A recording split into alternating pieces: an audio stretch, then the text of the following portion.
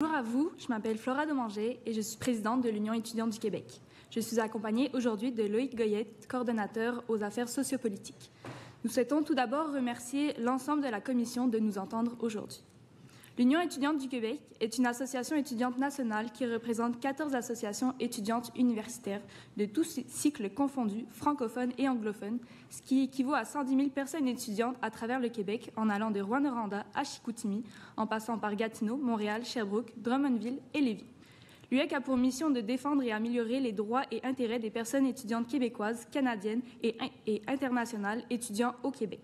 Dans cette optique, l'UEQ participe à la consultation sur la planification en immigration de 2026-2029. Notre mémoire aborde 12 recommandations regroupées en 3 sections. Les personnes étudiantes internationales contribuent directement à la société québécoise et à son économie.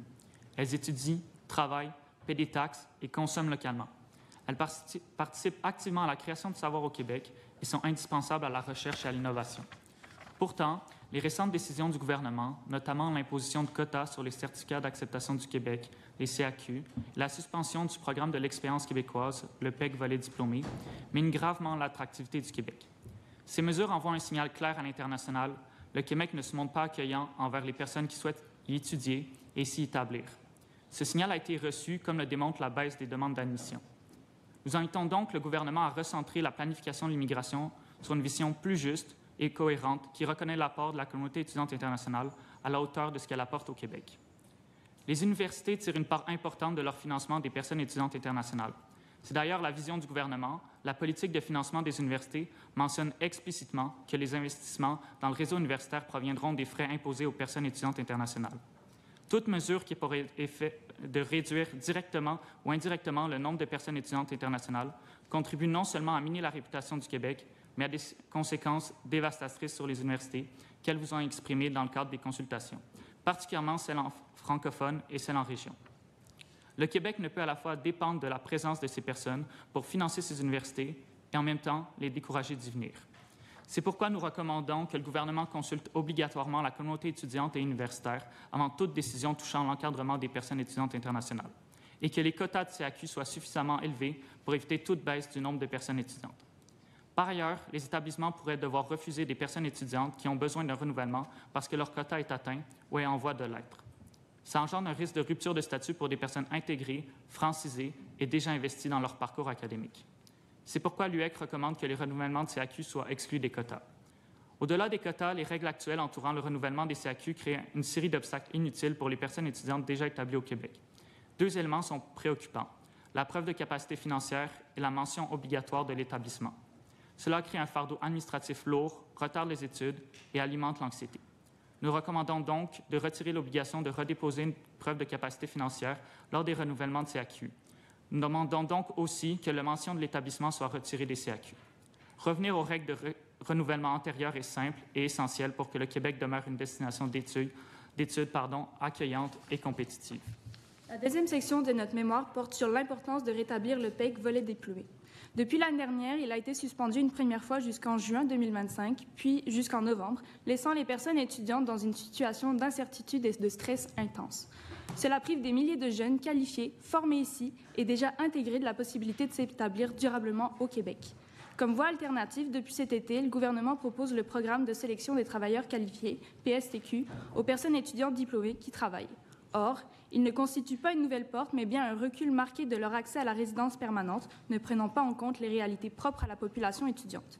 L'UEQ estime que le PEC volet diplômé est le programme le plus adapté pour permettre aux personnes diplômées de venir s'établir de façon permanente.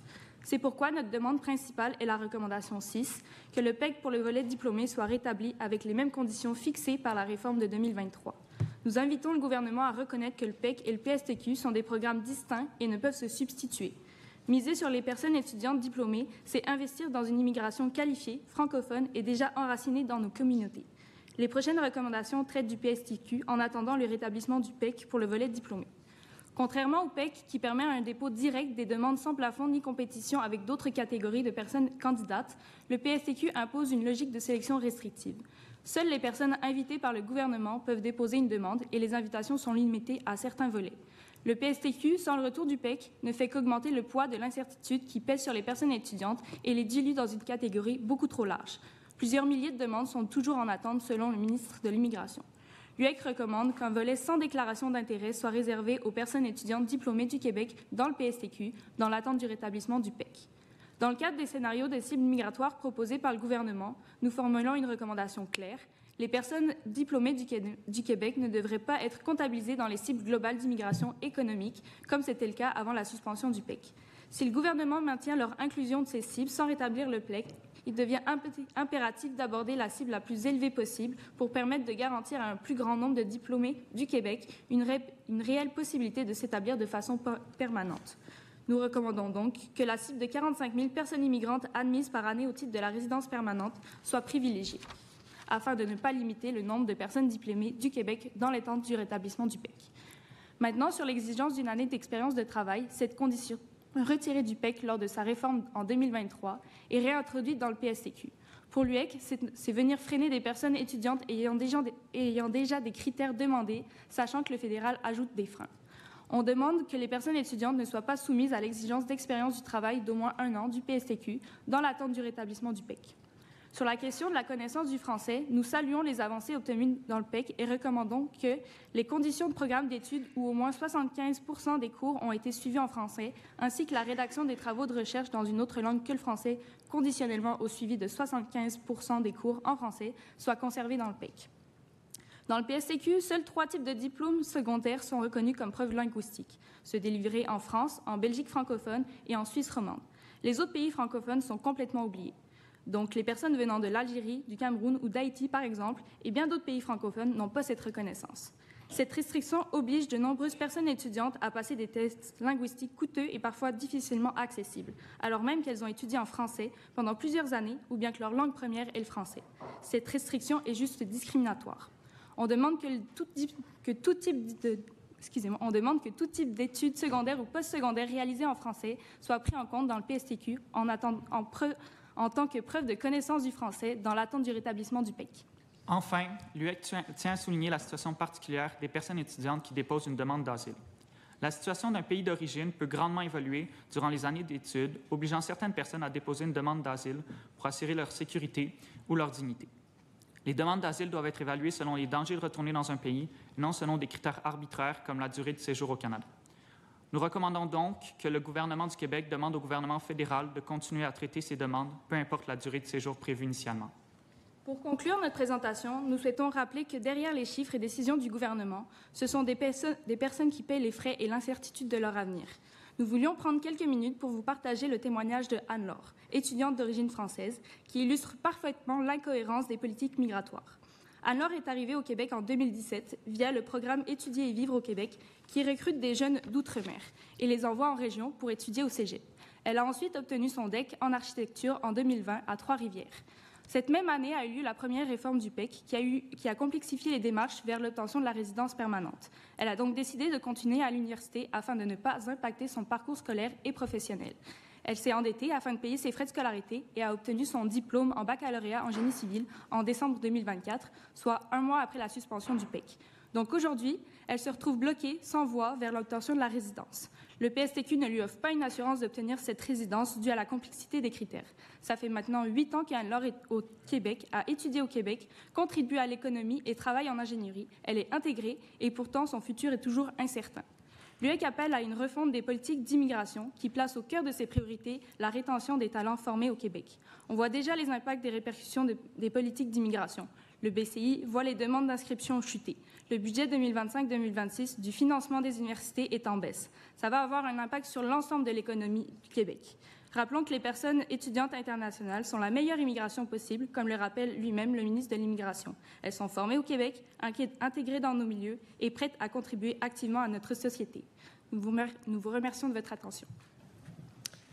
Eh bien, merci beaucoup pour cette présentation. Alors, on commence la période d'échange avec les parlementaires. Monsieur le ministre et votre banquette, vous bénéficiez de 16 minutes 30 secondes. Merci, Madame la Présidente. Merci pour votre présentation. Les étudiants étrangers, particulièrement ceux qui sont dans nos cégeps, formation technique longue, et dans nos universités, sont définitivement une richesse pour le Québec. Vous l'avez dit, je l'ai déjà dit, ce sont souvent des immigrants, je vais dire, idéaux, diplômés ici au Québec. Pas de problème de reconnaissance d'acquis. très souvent francophones, le plus souvent possible, évidemment, puisqu'il faut être francophone maintenant pour faire partie de l'immigration économique sous décision de notre gouvernement. Malheureusement, cette année, pour la session de l'automne, il y a une diminution d'inscription dans nos universités des étudiants étrangers. Ça arrive au Québec, mais ça arrive aussi en Ontario, ça arrive dans le reste du Canada, ça arrive dans les Maritimes. Comment ça se fait? Est-ce que l'ensemble du Canada vit le contre-coup de l'adoption de la loi 74, loi visant principalement à améliorer l'encadrement relatif aux étudiants étrangers au Québec? Mais non. Ce qui a créé ce ressac-là, c'est surtout les politiques fédérales qui ont annoncé 2 années de suite, coup sur coup, l'intention de réduire de 50 pas 5, pas 12, 50 des étudiants étrangers. L'année suivante, 35 encore de réduction. Ça, c'est le message du gouvernement fédéral. Ça a fait très mal. Ça a eu des impacts. Et ce n'était pas ce qu'on souhaitait avec la loi et ce n'est pas ce que nous avons causé avec la loi, puisque le nombre de CAQ qu'on a distribué l'an passé permettait cette année d'avoir une stabilisation. Et dans notre cahier de planification, en ce moment, ce qu'on propose, c'est 110 000 étudiants étrangers. C'est loin d'une fermeture des frontières. 110 000 étudiants étrangers pour ce qui s'en viendrait. Et la légère réduction, bien, on souhaiterait la faire, non pas dans nos cégeps et dans nos universités, surtout pas dans les 2e et 3e cycles, mais dans des entreprises privées qui se spécialisent à vendre le Québec en même temps qu'ils vendent le diplôme. Donc, je pense qu'il faut rassurer nos cégeps, rassurer nos universités, rassurer nos chercheurs pour dire qu'on va faire partie de la solution, pour avoir une prévisibilité, rassurer tout le monde et s'assurer qu'on va accomplir notre mandat tous ensemble avec un accent régional. Vous avez, dans votre présentation, déploré la diminution du nombre d'étudiants étrangers cette année. Globalement, sur l'ensemble du réseau, est-ce que vous avez un chiffre de l'admission cette année? Elle est de combien en pourcentage par rapport à l'an passé? Dans les chiffres que nous avons, c'est vraiment les demandes d'inscription qui ont été réduites, comme le montrait le rapport du BCI qui est sorti il n'y a pas très longtemps. On voyait une diminution de 12 % dans les demandes d'inscription. Fait que nous, c'est vraiment quelque chose qu'on trouve problématique parce que ça veut dire que le message qu'on envoie ici avec toutes les politiques immigration, c'est que les personnes étudiantes ne sont plus les bienvenues au Québec. Fait que ce soit avec les politiques fédérales ou même juste ici, on parle du contexte québécois. Le message qu'on envoie à ces personnes, c'est qu'elles sont plus les bienvenues. On leur bloque des programmes également pour qu'elles puissent s'établir de façon permanente. Et nous, ce qu'on voit, c'est que ça crée un stress intense qui fait que ça a des répercussions sur l'ensemble de nos universités. Ça a des répercussions dans le financement de nos universités. On le voit, la part étudiante augmente de plus en plus et pourtant, bien, on a une diminution du financement des universités. Juste clarifier quelque chose. Malgré la diminution d'inscription pour la session d'automne, la nouvelle cohorte cette année d'étudiants étrangers, l'effectif étudiant universitaire a augmenté cette année par rapport à l'an passé. Une légère hausse, mais quand même, de manière générale, on a plus d'étudiants sur nos campus parce que le fait qu'il y ait moins d'étudiants étrangers est réel, mais le fait est aussi qu'il y a davantage d'étudiants québécois, un peu canadiens, mais surtout québécois. Donc, c'est important de le préciser, là, il n'y a pas une désertion de nos campus, il y a plus d'étudiants que l'an passé. Mais je tiens à le rappeler, la loi 74, là, qui vise à améliorer l'encadrement relatif aux étudiants étrangers, maintenait les effectifs par rapport à l'an passé pour l'an 1. Il y avait des baisses intentionnelles, assumées, précisées, voulues, oui, pour des collèges privés qui étaient beaucoup dans des programmes courts. Donc, on n'est pas dans le réseau universitaire, on n'est pas dans nos cégeps, on était dans des collèges privés non subventionnés pour des programmes courts qui se servaient essentiellement de cet attrait-là, et souvent même pas en français d'ailleurs, pour vendre d'une certaine manière la citoyenneté canadienne. Le message qui est envoyé était beaucoup plus fort du côté d'Ottawa qui dit « Moi, je coupe de 50 % et de 35 %. Quand les gens viennent au Québec, moi, je suis comme nationaliste, je me dis « Ils viennent au Québec, bien sûr, mais si je quitte l'Europe ou l'Afrique, dans leur tête, ils arrivent au Canada, puis le message du gouvernement canadien, c'était « On réduit de 50 % puis de 35 %. Je comprends que ça a eu un impact ici. On va travailler fort pour aider nos institutions à rétablir le message positif qu'au Québec, on est ouvert, puis on a besoin de cette force-là aussi pour faire de la recherche fondamentale. Je sais qu'il y a une grande proportion des étudiants de cycle supérieur qui sont des étudiants étrangers. Il faudrait travailler aussi un chantier, ceci dit, pour qu'il y ait davantage de Québécois qui poursuivent leur formation dans les cycles supérieurs. C'est probablement pas normal qu'on ait si peu de Québécois maîtrise, doctorat, postdoc, mais je lance la pierre à personne, puis on est capable je pense, de revenir à des niveaux qui ressemblaient à ce qu'il y avait avant. Ça ne fait pas 10 ans qu'on a baissé, ça a été un soubresaut cette année. Vous avez parlé du nouveau programme, le PSTQ, le programme de sélection des travailleurs québécois. Le volet 1, il est tout nouveau, ce programme-là, donc il n'y a pas d'historique, on n'a pas beaucoup, par dizaines de milliers, des histoires à succès, des gens qui témoignent de leur parcours de réussite, parce qu'il est totalement nouveau. On l'a lancé là, en juillet-août cette année. Mais le premier appel de candidature, il était à 100%. Tout le monde qui a été invité était des diplômés québécois. Ce n'était pas nombreux, parce qu'on commence le programme, mais c'était axé sur ça. Vous avez raison de dire, par contre, que ce n'est pas garanti. Ce n'est pas tous les étudiants, peu importe où ils habitent, peu importe la langue qu'ils parlent, peu importe qu'ils soient en histoire de l'art, en marketing ou en soins infirmiers, qui ont automatiquement, avec le PSTQ, le CSQ, le Certificat de sélection du Québec. Mais est-ce que c'est normal de le donner de manière automatique? Est-ce que c'est normal de dire on a un nombre limité de personnes qu'on peut inviter sur le territoire québécois comme résidents permanents? C'est pas 60 000 ou 100 000 ou 120 000. On a une capacité d'accueil qui est limitée. Est-ce que c'est normal de dire mais peu importe mes besoins en main-d'œuvre, peu importe que ta formation nous permette de combler un poste, on va t'accueillir, quitte à refuser ensuite des gens qui pourraient combler les postes? Est-ce que ce statu quo-là est souhaitable? Bien, moi, je pense que non. Pourquoi pensez-vous que oui? Et par rapport à cette partie-ci, nous, ce qu'on considère, c'est que les personnes sont déjà intégrées dans la société. Elles viennent au Québec pour pouvoir étudier. Ça fait plusieurs années qu'elles sont là. Elles sont intégrées niveau socialement. Elles travaillent aussi à côté de leurs études potentiellement. Fait que ça veut dire qu'ici, elles contribuent activement à la société. Elles veulent s'établir. Puis nous, ce qu'on leur dit, c'est au final, c'est qu'après tant de nombre d'années, comme par exemple Anne-Laure, où ça fait 8 ans qu'elle est présente, on lui dit, ben non, finalement, on veut plus que tu sois présente, alors qu'on est allé la chercher. Fait que c'est vraiment cette incohérence ici que nous, on trouve pas ça normal. On accepte des personnes sur notre territoire. Il faudrait qu'elles puissent pouvoir rester après de façon permanente. Oui, puis on est content de vous entendre dire que vous voulez envoyer un message positif à l'international, comme quoi le Québec, c'est une destination de choix pour étudier.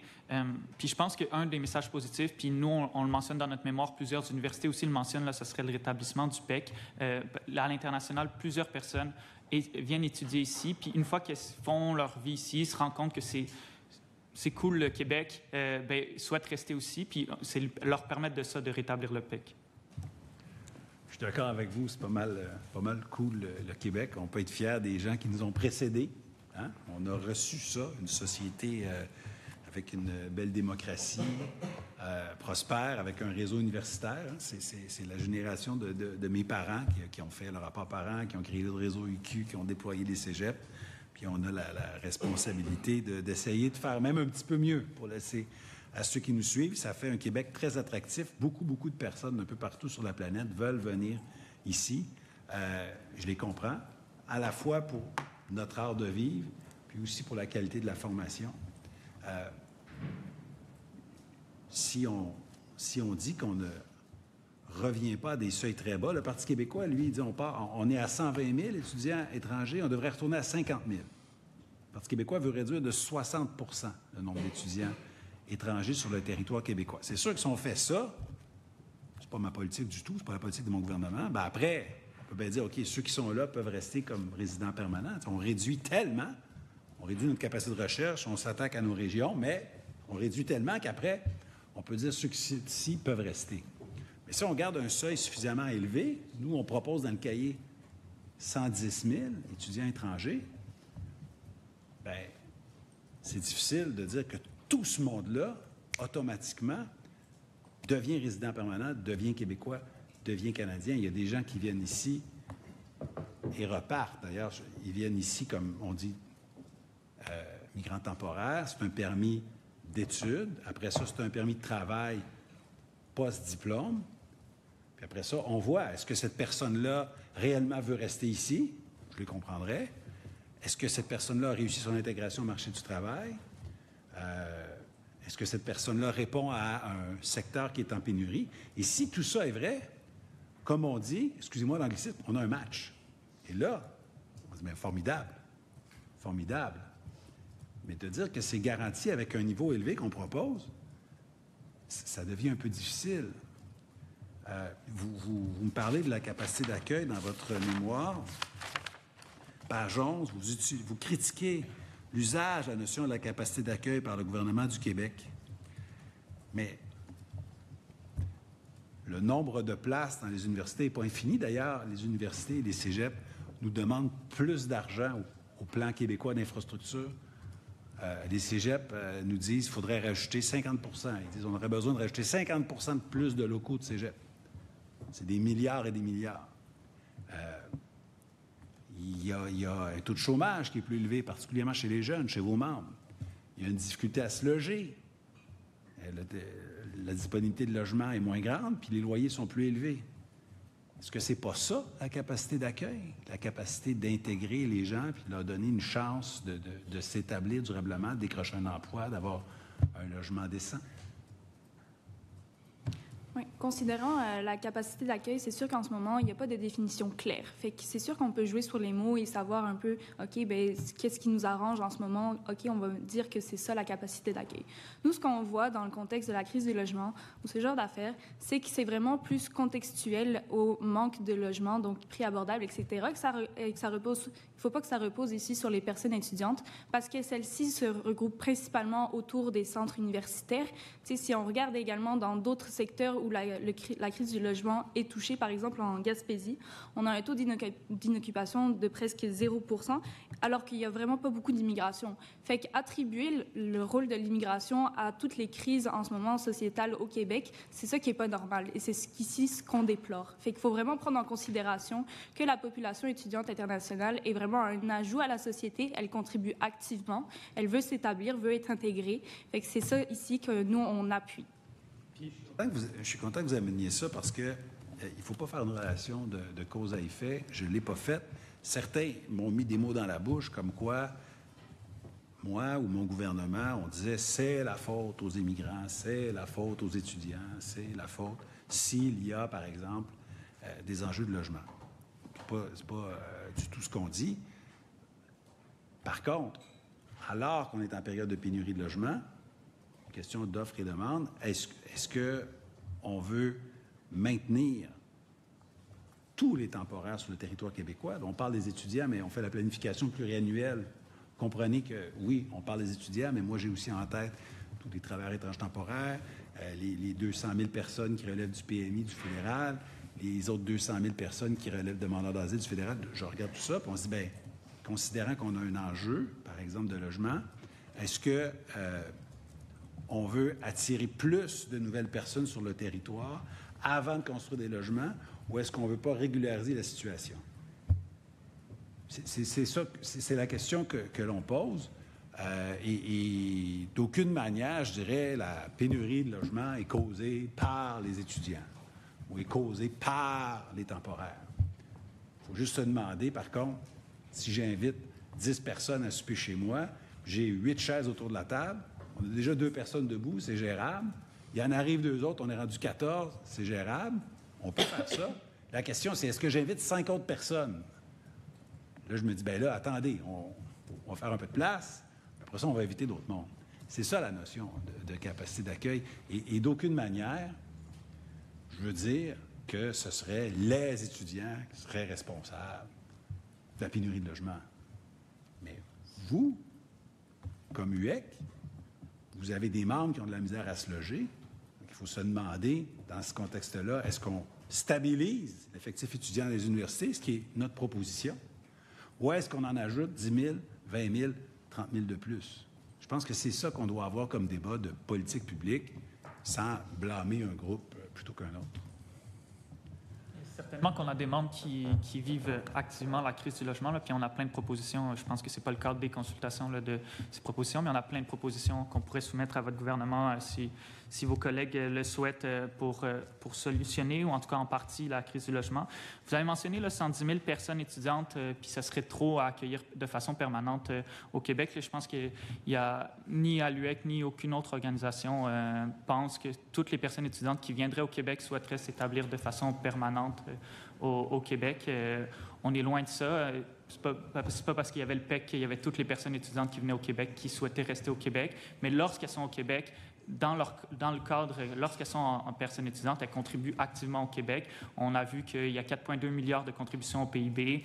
Elles contribuent aussi à créer 48 000 emplois. Pardon. Je suis désolé, c'est parce que le temps de notre échange est terminé. Je vous remercie beaucoup pour votre présentation. Désolé de ne pas pouvoir poursuivre encore avec vous. Merci. Vous avez compris, je suis la gardienne du temps, donc quand je dis en terminant, il reste 10 secondes. Monsieur le député de Pontiac, bienvenue. Vous représentez l'opposition officielle et vous avez une période de 12 minutes 23 secondes. Merci, Madame la Présidente. Bonjour à vous. Merci d'être avec nous. Je vous promets de me rappeler que c'est une consultation, donc vous donnez le droit de parole autant que possible. Mais je veux juste revenir sur une chose que le ministre a dit, parce que c'est vrai, là, merci de m'accueillir dans cette commission-là. Moi, c'est la première fois que je prends activement part aux travaux de la commission. Puis, honnêtement, Monsieur le ministre, je ne comprends pas vos propos. C'est comme si Monsieur le ministre vient de dire, il y a des gens qui mettent des mots dans la bouche de mon gouvernement. On ne dit jamais que c'est l'immigration qui cause les problèmes de logement ou la crise du logement. Moi, j'ai une citation, là, selon François Legault, ça date du 11 juin 2024. 100 % du problème de logement au Québec s'explique par la hausse de l'immigration temporaire. 100 %. Alors, comment aujourd'hui vous pouvez être ici et nous dire on ne dit jamais ça, nous autres, que c'est de la faute de l'immigration? On ne dit jamais ça. 100 % du problème, selon le premier ministre, qui, en théorie, est votre patron. Quand même. Oui, Madame la Présidente, j'apprends à vous connaître, Madame la Présidente. Tout le monde a des règles un peu différentes, mais je m'excuse de devoir faire ce petit rappel au ministre qui est devant moi. Bonjour. Comment ça va? Très bien. Alors,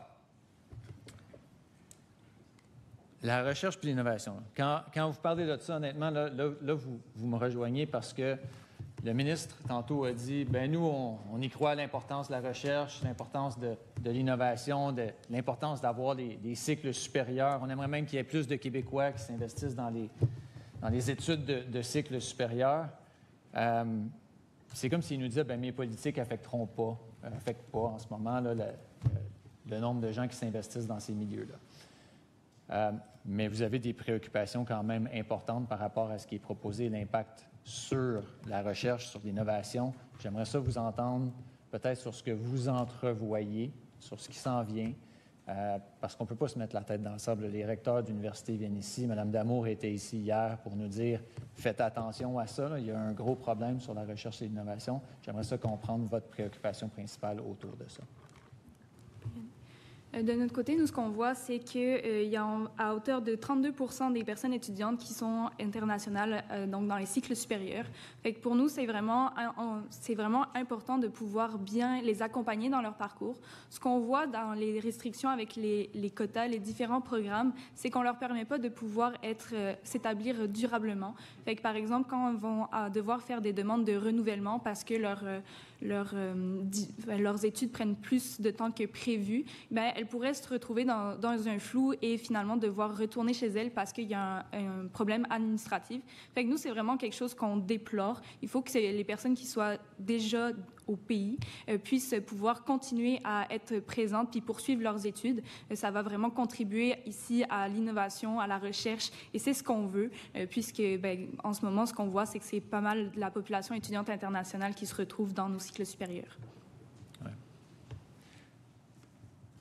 Sur la question des renouvellements, là, parce que vous y avez touché dans votre réponse, pouvez-vous me dire concrètement ce qui arrive, là?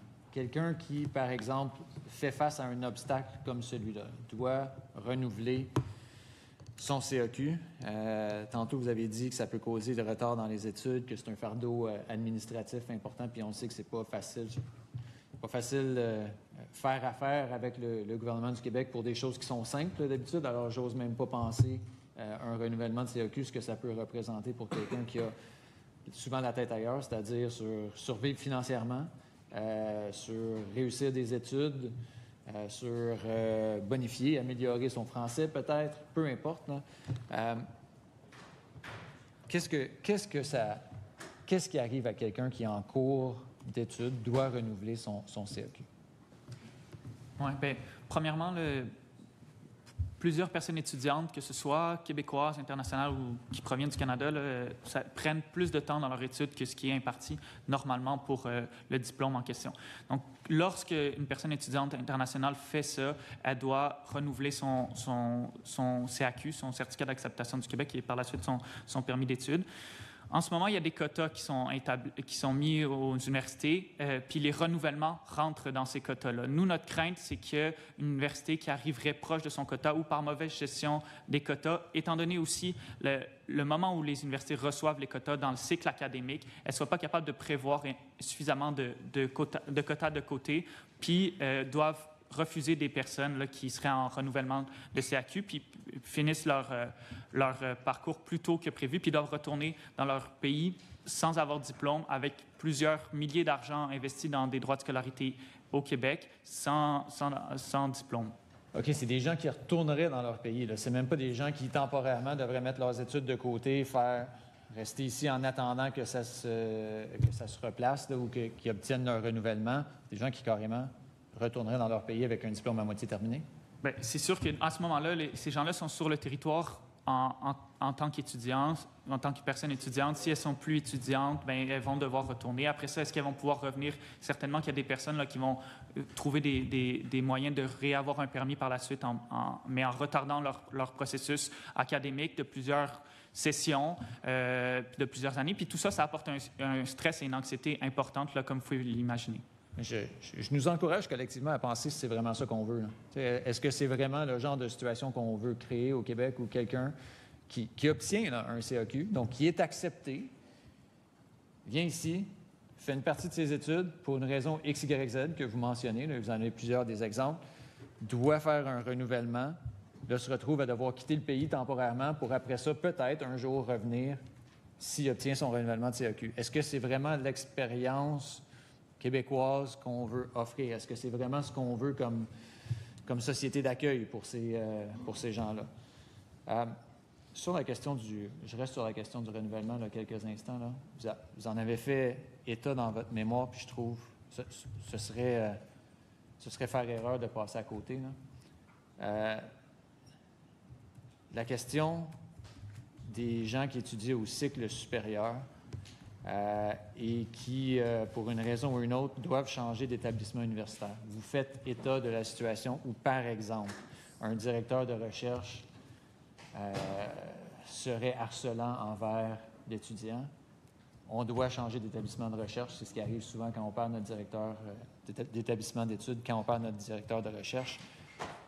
Cette personne-là qui aurait dénoncé une situation de harcèlement se retrouverait potentiellement, vraisemblablement, à refaire un renouvellement de CAQ avec tous les impacts que vous venez de dire, c'est-à-dire possible retour dans son pays, etc. Est-ce que c'est des situations que vous avez vues, entendues, ou vous pensez que les gens ne feraient même pas? Les gens se garderaient de dénoncer le harcèlement par peur de se retrouver dans cette situation-là? Nous, c'est clairement une crainte qu'on voit spécifiquement. Tu sais, ça rajoute une pression supplémentaire sur la personne étudiante de « OK, est-ce que je me lance dans un tel risque? Est-ce que ça veut dire que je vais devoir changer d'établissement? Ça veut dire donc devoir refaire tous ces documents parce que c'est pas pris en considération. » Ce qui fait qu'une personne qui vit une situation va devoir se questionner sur la critique qu'elle se fait mettre sur les épaules ou bien juste devoir repartir dans son pays. Fait que c'est vraiment juste subir pendant ses études, alors que là, on pourrait juste la soulager de cette charge-ci, puis lui dire, OK, tu vas pouvoir faire le processus de plainte, etc., pouvoir également changer d'établissement parce qu'on s'entend avoir un directeur, une directrice de recherche dans un domaine spécifique, il va falloir changer d'établissement pour pouvoir retrouver cette même spécificité. Fait que c'est sûr que ça rajoute une charge supplémentaire sur le bois de la personne étudiante, puis c'est ce que nous, on demande d'enlever. Okay. Encore là, je nous encourage collectivement à garder ça en tête. Je lève mon chapeau sur certaines des avancées en matière d'harcèlement qui ont été faites au cours des dernières années, mais ce serait douloureux, je crois, de laisser une clause comme celle-là qui pourrait faire en sorte que des gens se retrouvent à ne pas dénoncer une situation d'harcèlement. Là, collectivement, c'est de notre devoir de s'assurer que les gens ont toutes les opportunités et ne sont pas pénalisés s'ils font une démarche comme celle-là. Sur le PSTQ, je veux juste bien vous comprendre, là, et encore là, je ne suis pas un expert en la matière, mais tantôt, vous avez parlé, si je me souviens bien, de la Belgique, de la Suisse et de la France, je crois, là, où les diplômes sont reconnus, mais tous les autres pays francophones qui ne le sont pas. Alors, qu'est-ce qui se passe dans une situation où on a un étudiant qui, par exemple, dans ce programme-là, vient de la Tunisie et n'a pas son diplôme reconnu de la même façon que quelqu'un qui viendrait de la Suisse, par exemple? Est-ce que vous pouvez m'expliquer la démarche et le délai que ça cause, cette non-reconnaissance immédiate-là? Oui, bien, ces personnes-là vont devoir faire un test de français là, pour puis prouver leur capacité en français. Ces tests-là sont souvent très onéreux. C'est encore une fois des démarches supplémentaires qui vont être faites, surtout quand on sait que ces gens-là proviennent de pays francophones, ont étudié en français. Donc, a priori, on peut supposer que quand tu as un diplôme qui a été fait en français, bien, tu parles français. Puis il y a plein de pays. Puis on sait, là, il y a plus de personnes francophones au Maroc, par exemple, qu'en Suisse. Là. Donc, nous, on se trouve ça aberrant que certains pays francophones soient reconnus dans certains diplômes de certains pays francophones soient reconnus dans ce cadre-là, puis pas d'autres. Je tiens à rappeler quand même là, que nous, notre demande principale, là, c'est le retour du PEC. On trouve que le PSTQ n'est pas forcément adapté aux besoins et aux réalités des personnes étudiantes. Donc, notre demande principale, c'est le retour du PEC. Très bien. Parce qu'il me reste à peu près 2 minutes, Madame la... Puis vu que c'est le temps du Parti québécois, je vais en profiter. Le Parti québécois propose de réduire le nombre d'étudiants étrangers à 50 000. Vous en pensez quoi? Nous, on trouve que c'est complètement aberrant en ce moment, considérant que la plupart de notre financement à l'université dépend de ce genre de personnes. Notre économie québécoise aussi en dépend. Fait que c'est sûr que nous, ce qu'on veut, c'est que ces personnes puissent s'établir de façon permanente, puissent être vraiment bien accueillies au Québec. Très bien. Et je vous remercie de votre présence, de votre apport aujourd'hui. Et je m'excuse pour ma petite intrusion dans le monde parallèle du ministre tantôt, mais c'était difficile de passer à côté de quelque chose qui est si peu ancré dans la réalité des propos de sa formation politique. Je vous remercie. Maintenant, on en est rendu au deuxième groupe d'opposition et vous avez 4 minutes 58 secondes, étant donné que le temps n'a pas été tout pris par l'opposition officielle. Le micro est à vous. Merci, Madame la Présidente. Bonjour. Merci beaucoup d'être ici. Écoutez, à votre recommandation 8, vous proposez que la cible de 45 000 personnes immigrantes admises par année au titre de résidence permanente soit privilégiée. Donc, c'est la fourchette supérieure. Et ce qu'on peut comprendre de votre position, c'est que, ça, évidemment, en premier lieu, ça favorise la population étudiante, cette cible-là, mais de façon plus générale, c'est que vous considérez que le Québec a besoin de davantage d'étudiants et étudiantes internationaux, des travailleurs qui viennent d'ailleurs, une population en général, et que pour vous, la question des dépassement des seuils de la capacité d'accueil ne joue pas tellement dans ces calculs-là. Est-ce que je vise juste?